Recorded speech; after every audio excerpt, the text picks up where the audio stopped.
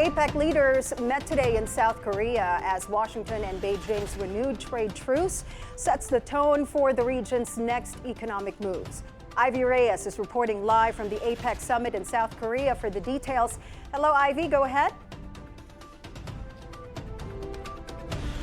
And the APEC economic leaders meeting just ran with a 2-hour conference of the 21 APEC economies here in Gyeongju, South Korea. And as a trade deal between or on the sidelines of APEC cool down the trade war between the world's top powers, economic observers here in Gyeongju are still onto what the APEC community will decide on because, as they say, Beijing and Washington are trying to create a new trade order.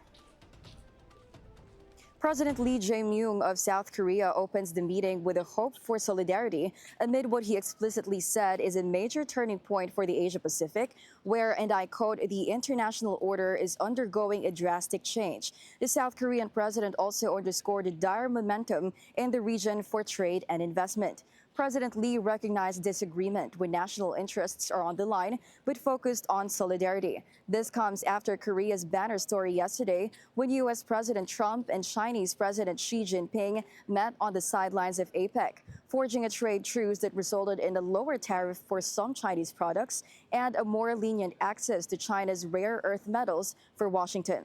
And President Xi arrived last before the meeting finally commenced at 9 o'clock Korean time. Meanwhile, Washington is represented by the Secretary of Treasury, Scott Bessent.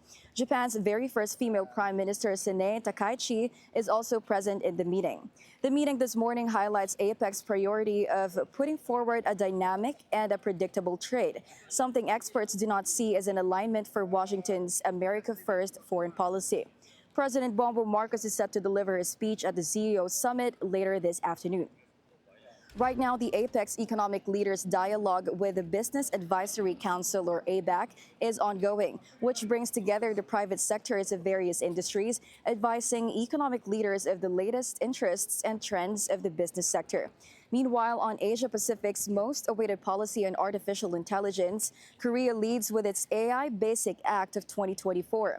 This institutionalizes national support for AI-related initiatives, such as legislations to regulate foreign countries entering Korea's AI market and establishing an AI tower, institute, and data centers. As for the Philippines, DOST in May released the National AI Strategy Framework, or NAIS-PH, which aims for a unified ecosystem or for all government agencies to use. As of now, that's the latest here from Gyeongju. Anne.